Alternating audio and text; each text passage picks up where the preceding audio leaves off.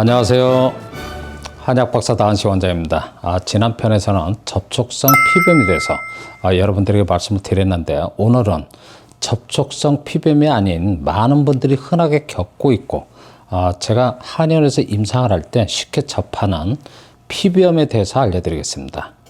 피부염에 대한 자료를 보면 피부에 발생한 염증을 말합니다 라고 나와 있고, 피부염은 습진과 같은 의미로 통용되기도 하지만 피부염에 대한 원인은 양방에서는 아직은 불확실한 것으로 나와 있습니다.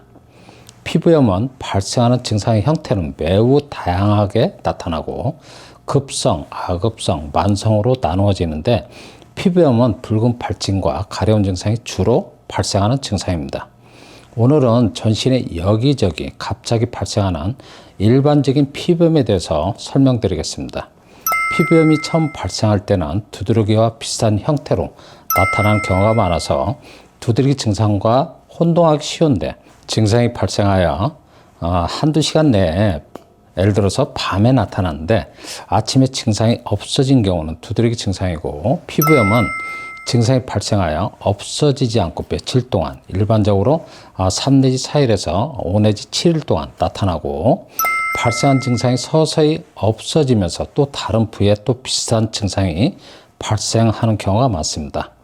피부염을 겪고 계신 분들을 보면 증상이 나타났다가 5 내지 7일 정도 지나면 없어지고, 또 다른 곳에 그 같은 비슷한 증상이 나타나는 것을 경험할 수 있고, 증상은 붉은 발진과 가려운 증상이 주로 발생합니다. 피부염으로 피부과에 가시면 대부분 접촉성 피부염으로 병명을 진단받는 경우가 많은데, 접촉성 피부염은 아니고 일반적인 피부염으로 여러분들은 생각하시길 바랍니다. 피부염 증상으로 피부과에 가시면 피부과에서는 복용하는 약물로 항히스타민제나 스테로이드, 바르는 연고는 스테로이드를 처방받아 바르는 경우가 일반적으로 많은데, 항히스타민제나 스테로이드는 피부염을 근본적으로 치료해주는 약물은 아니고 일시적으로 완화시켜주는 약물이어서 치료하여도 증상이 낫지 않고 반복하여 나타나기 때문에 대부분은 만성으로 진행되는 경우가 많습니다.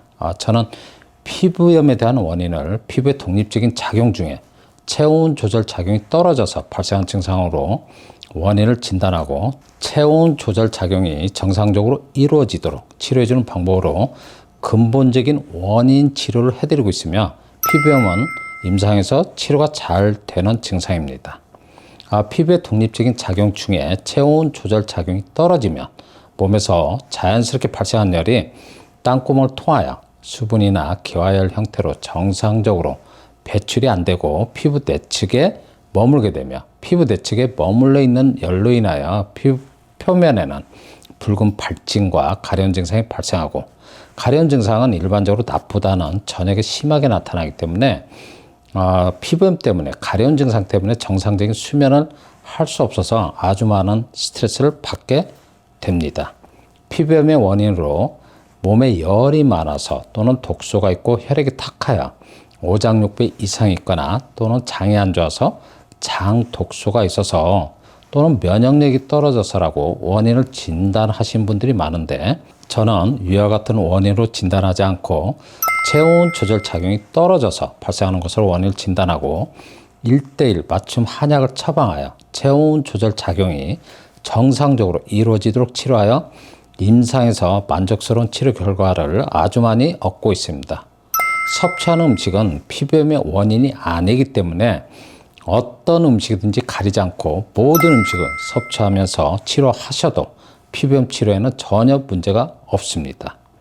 피부염이 발생한 경우에 제가 우선 집에서 할 수 있는 방법을 알려드리면, 실내에서 유산소 운동을 하거나 반신욕을 하여 땀을 흠뻑 내도록 강하게 권유하고 있는데, 치료하시기 전이라도 땀을 흠뻑 낼 수 있는 위와 같은 방법을 한다면 피부염 증상 개선에 도움을 많이 받을 수 있으니까 인내를 갖고 열심히 해보시길 바랍니다. 오늘은 얼굴을 제외한 전신에 산발적으로 발생하는 피부염에 대해 설명을 여러분들에게 드렸는데, 오늘 내용이 많은 도움이 되시길 바라며, 만성으로 진행되는 피부염은 한약만 복용하는 방법으로도 충분히 치료되는 증상이니까 치료에 자신감을 가지시길 바라면서 지금까지 제 영상을 시청해 주셔서 감사드립니다.